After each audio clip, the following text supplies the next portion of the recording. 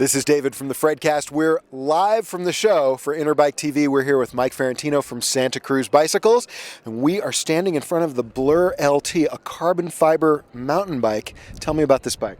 All right, the LT has long been our most popular bike. It sits right in the middle of a lot of ride characteristics. It's a general duty trail bike, 140 millimeters travel. A couple years ago, we revised the Blur LT from an old VPP virtual pivot point suspension to the new generation stuff that we're using now.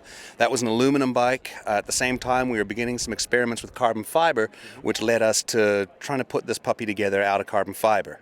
So what we have is a 140 mil travel bike. It's a pretty unique suspension system. Virtual pivot point allows us to tailor the shock ratios a fair bit so that we can have a slight falling to a slight rising rate suspension. That means that at the beginning you've got good pedaling characteristics, good small bump compliance, and then a nice middle stroke to the travel, and then it progresses up at the end of travel to resist bottoming out. In conjunction with that, we have some really trick hardware, which we'll get into here. The lower link is an aluminum lower link. It runs on angular contact bearings. It has grease ports so that you can get into the ease of maintenance. You can extract all of the link hardware from this non-drive side of the bike. They're 15 millimeter aluminum axles that bolt through into the frame on the other side, and they have these little conical collet heads on them, and then preload the bearing and then lock them into this side of the frame.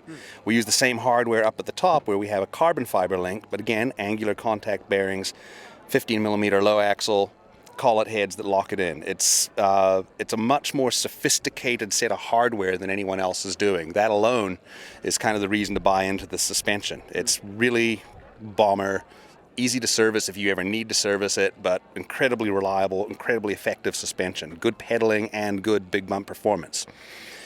Now, speaking of the performance of the frame, tell me about the decision to go to carbon and about how you alleviated any concerns people might have about a carbon fiber mountain bike. Okay, well, carbon fiber kind of has a certain amount of stigma about it. In spite of the fact that almost everyone has been riding carbon fiber seat posts and carbon fiber handlebars for years, they still look at it and go, oh, it's weak. Right. As we were getting into carbon fiber with the Blur XC, which we released earlier this year before this bike, we began noticing some strength gains that could be made, partly through the material properties alone and also because of the proprietary way in which we're putting these bikes together. So what we ended up with as we were developing this is we've got a one-piece molding process. This doesn't mean that there's a lot of carbon fiber bikes are multiple tubes that are then laid into a mold and bonded together. That has all of the pitfalls of standard tube multiple part construction, where every time you have a joint like that, you have to add weight and you still sacrifice a little bit of strength. So what we have here, the front triangle is a single molded entity. There are mandrels that are put inside bladder. It's a single bladder for the whole front tube. All the frame mounting points are all part of that single mold process. We have incredibly precise control over the material thickness inside. There are extra layers of 3K weave on the bottom of the down tube to aid in rock ding strikes and impact strikes, as well as on the chainstay there.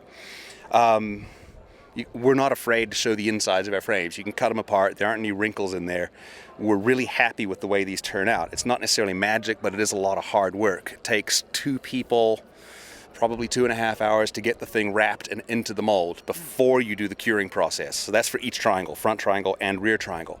What that translates to in the real world is this frame weighs 5.2 pounds with shock, which is about 1 pound lighter than the aluminum one. We probably could have gone lighter still, got it sub 5 pounds, but what we were aiming for was a ride characteristic that was stiffness. This bike is stiffer than a brick shit house. There's no flex in this frame anywhere, which combined with a suspension system that's already pretty flex-free, gives you this really good dynamic ride characteristic. And in terms of destruction testing, this thing surpasses anything we've ever built prior. Downhill bikes, jump bikes, big heavy 10-pound frames, it smokes all of them.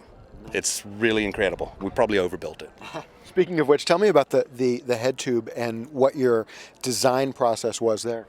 Okay, we've gone to a tapered head tube, which is becoming fashionable in the industry at the moment for a lot of good reasons. We have a 1.5-inch bottom cup in the headset there, and then an 1.1 inset upper cup. What that allows us to do is run a tapered steer fork. You get the strength benefits and flex resistant benefits of this big bottom junction at the fork crown, and you don't have the contingent weight penalty of a 1.5 top headset and stem, because that hardware is still pretty heavy, whereas a lot of the Inch and Eighth stuff out there is really strong and really light. So we wanted to aim for that. Really nice. Price point for this bike? $23.99 for a frame, I think, and shock. Complete bikes start in the mid-3s, and we have a lot of different build options that you can play with. We've got, our website is a pretty up-to-date entity in that you can, and we're a unique company in that you can configure your bikes pretty much how you want. So we have 3 or 4 different complete bike kits, as well as what we call a la carte options, where you can build the bike with whatever drivetrains we offer, whatever suspension packages we offer. There are 3 different shocks you can use in this and about 8 different forks. And what was that website again? www.santacruzbicycles.com. Excellent, Mike. Thanks so much. Have a great show. Thank you. I will. You too.